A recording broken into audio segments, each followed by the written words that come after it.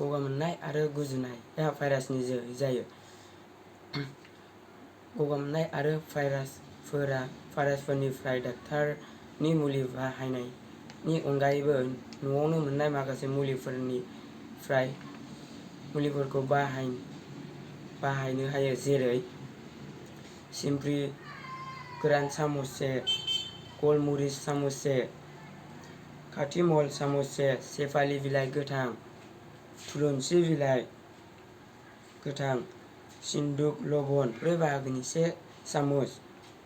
बे मुवाफोरखौ जयै देग्लिनानै बेरेमोदैजों लोङोब्ला गगा आरो गुजुनाय